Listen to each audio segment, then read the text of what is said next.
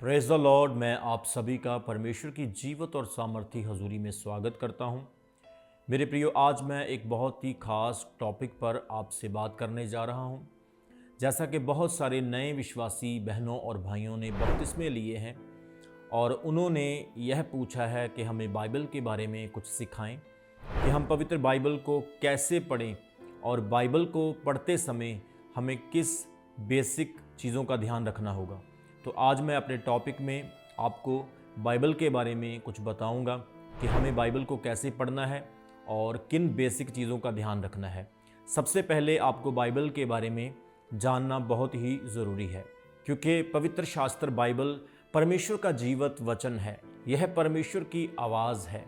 यह भविष्यवाणियों की पवित्र पुस्तक है। पवित्र शास्त्र बाइबल एक रोड मैप है। पवित्र शास्त्र बाइबल एक परमेश्वर की ओर से दिखाया हुआ स्वर्ग जाने वाला रास्ता है। पवित्र शास्त्र बाइबल किसी इंसान की सोच नहीं या किसी मनुष्य के विचारों की उपज नहीं है।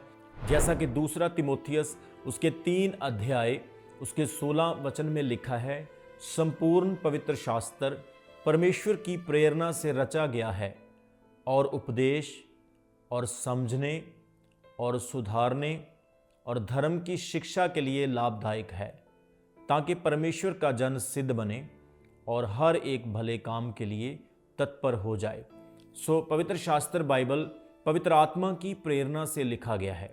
यह किसी इंसान की सोच नहीं। और पवित्र शास्त्र बाइबल को पढ़ने वाला व्यक्ति बुद्धिमान और बहुत ही संयमी और बहुत ही एक मार्गदर्शन करने वाला बन जाता है।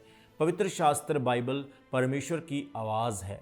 इसीलिए जब कोई व्यक्ति इस वचन को पढ़ता है तो उसका जीवन बदल जाता है। बहुत सारे लोग कहते हैं बाइबल बदल चुकी है, लेकिन बाइबल बदली नहीं, यह बदल देती है।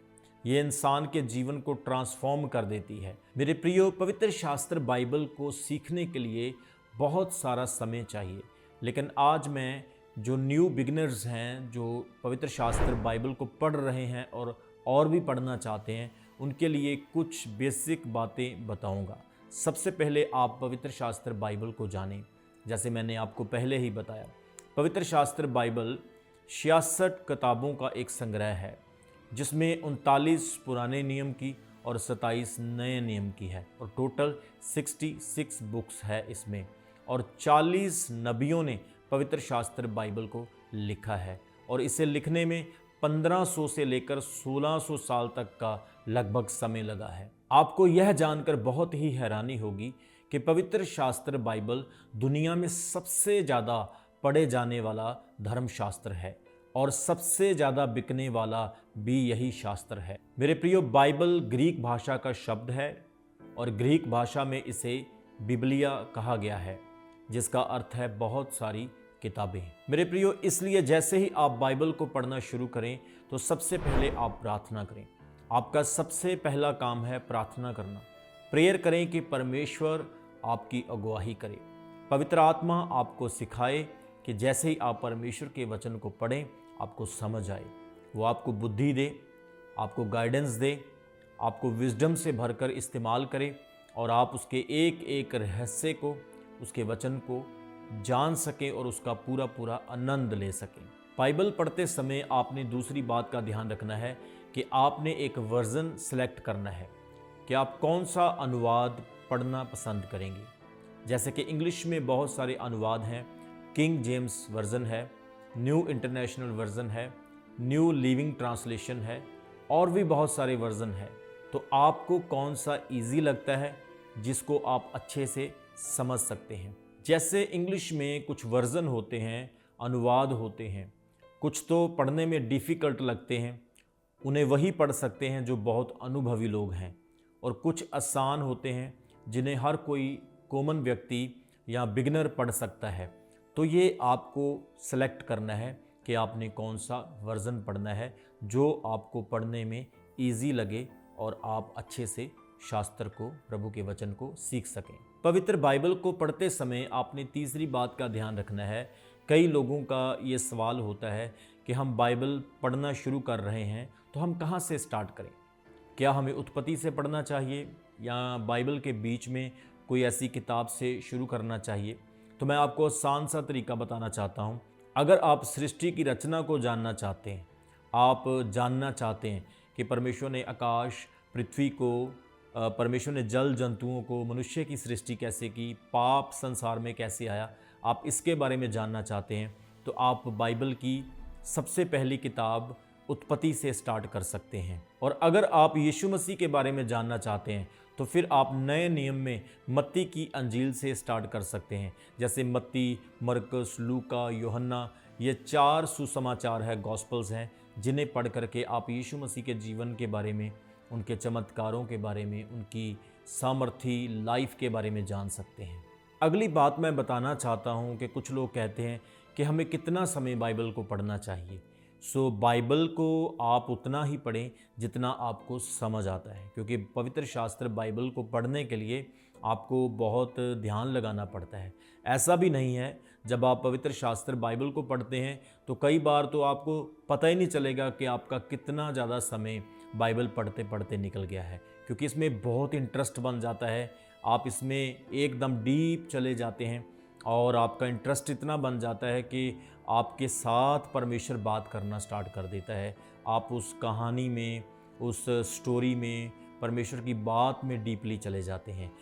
आपको बाइबल कितने समय तक पढ़ना चाहिए? जितना समय आपकी रुचि बनती है, आप उतना समय ही बाइबल को पढ़ें।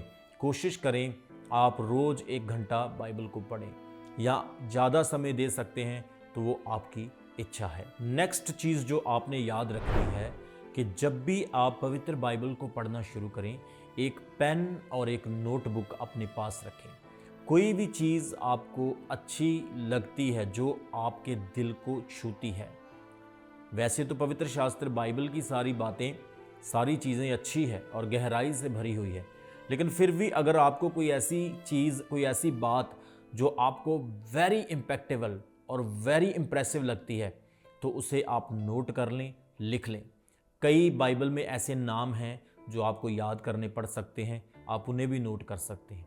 जैसे बाइबल के फेमस वर्सेस होते हैं, जैसे यूहन्ना उसका 3 अध्याय उसके 16 वचन में, परमेश्वर ने जगत से ऐसा प्रेम किया कि उसने अपना इकलौता पुत्र दे दिया, इसलिए हर कोई जो उस पर विश्वास करे नष्ट ना हो परंतु अनंत जीवन पाए।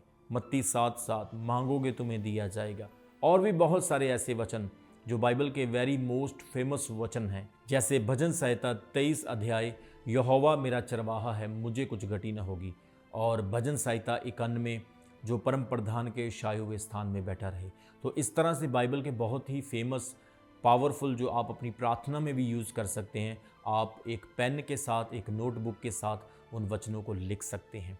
और जो चीज़ आपको समझ नहीं आ रहा है उसे आप अंडरलाइन कर सकते हैं, नोट कर सकते हैं, अध्याय और उसके वचन, उसके श्लोक के साथ, ताकि आप अपने पास्टर के पास जा कर के उस वचन को समझ सकें, सीख सकें। जो लोग नए नए बाइबल पढ़ते हैं, वचन पढ़ते समय कई बार उनको कई बातों में कन्फ्यूज़न हो जाता है। कई चीज़ें बाइबल में ऐसी लिखी हुई हैं जो उनकी समझ से परे हैं। तो इन चीज़ों को समझने के लिए आपको अगुवे की ज़रूरत है, आपको एक टीचर की ज़रूरत है। तो आप खुद प्रार्थना करके प्रभु से भी पूछ सकते हैं और पवित्र आत्मा आपकी अगुवाही करेगा। जैसे बाइबल में बहुत सारे ऐसे नाम हैं जो मुश्किल हैं, ऐसी सच्ची घटनाएं मिलेंगी जिनके जीवन शैली को देख करके आप सोचेंगे कि इसने ऐसा क्यों किया, लेकिन उसका जो संदर्भ होगा, उसका जो मीनिंग होगा, वो आपको पवित्र आत्मा ही सिखा सकता है और आप उसकी गहराई को समझ सकते हैं। कई बार कुछ लोग पवित्र बाइबल को पढ़ते हैं, वो चीज़ों को नोट नहीं करते, ना ही किसी से पूछते हैं, डिस्कशन करते हैं, तो वो खुद ही कई बातों में उलझे रहते हैं। बाइबल बहुत सरल है और बहुत ही साफ तरीके से हमें बहुत कुछ सिखाती है, लेकिन कुछ बातें, घटनाएं, पुराने नियम में कुछ युद्ध, कुछ लड़ाइयाँ, कुछ ऐसी घटनाएं, दिनों का बनना, सालों का बनना, बलिदान, पाप और बहुत सारे ऐसे मूसा के समय की बातें और दाऊद के समय की बातें, इतिहास में, राजाओं की किताब में बहुत सारी ऐसी बातें जहाँ पर आपको कुछ समय के लिए समझने के लिए थोड़ी मुश्किल हो सकती है, लेकिन जैसे जैसे आप बाइबल को पढ़ते जाएंगे आप अनुभवी बनते जाएंगे। पवित्र आत्मा आपको सिखाता जाएगा और आप इतने ब्लेस्ड हो जाएंगे कि आप वचन का अच्छा ज्ञान रखेंगे और आप लोगों को भी अच्छे से सिखा पाएंगे और आप सुपर ब्लेस्ड होकर परमेश्वर में बढ़ते जाएंगे।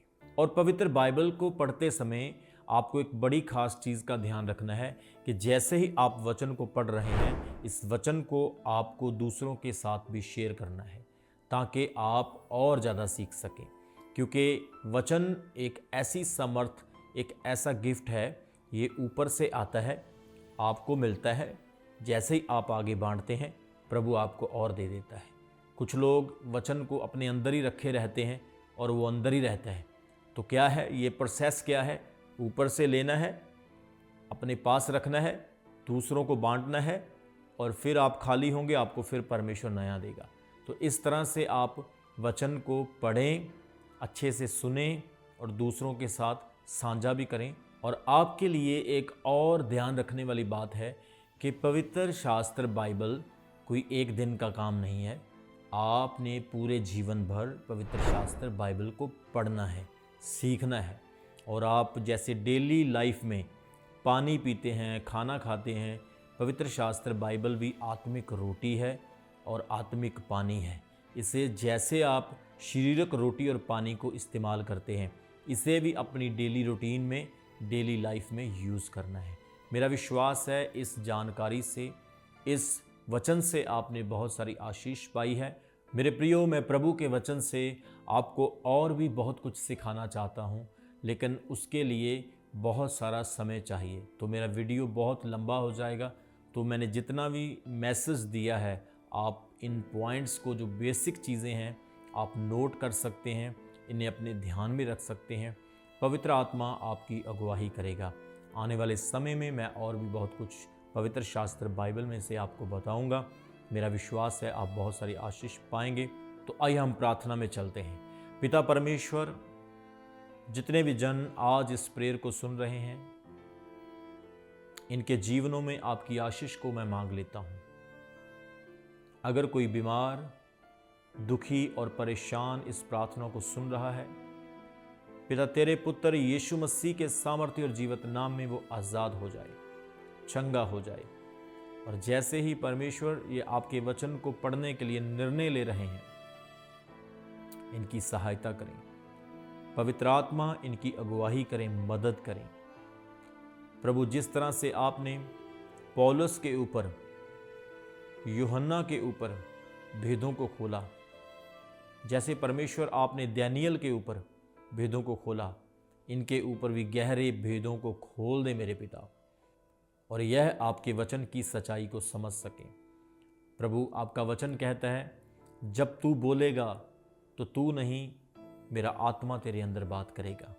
होने दे पिता कि तेरा आत्मा इनके जीवन में कार्य करने पाए। आज हर बंधन टूटे। इस वचन को पढ़ने के द्वारा हर एक बला, बीमारी, शैतानी ताकतें, दुष्ट आत्माएं, इन्हें और इनके परिवार को छोड़कर चली जाए। यीशु मसीह के सामर्थी नाम में मैं डांट देता हूँ हर एक बुरे प्रभाव को, बुरी आत्मा को इनके जीवन से जाने की आज्ञा देता हूँ यीशु मसीह के सामर्थी नाम में। पिता, आपने इन्हें ब्लेस किया अपने वचन से, अपनी सामर्थ से, पवित्र आत्मा की गाइडेंस से आपने भर दिया। ये जहाँ भी जाएं सितारों के समान चमके, बड़ी आशीषें पाएं। पिता, आपने मेरी प्रार्थना को सुना, स्वर्ग में ग्रहण किया। इस प्रार्थना को तेरे पुत्र यीशु मसीह के समर्थी और जीवित नाम में मांगता और पाता हूँ। आमीन, आमीन। प्रभु आप सभी को बहुत सारी आशीष दे। God bless you. अभी हमारे चैनल को सब्सक्राइब करें। हमारे चैनल का नाम है रमन हंस मिनिस्ट्रीज और नीचे दिए गए बेल आइकन पर प्रेस करें। आप हमें फेसबुक पर भी फॉलो कर सकते हैं। हमारा फेसबुक पेज है रमन हंस मिनिस्ट्रीज। हमारा प्रेयर लाइन नंबर है 0160500800।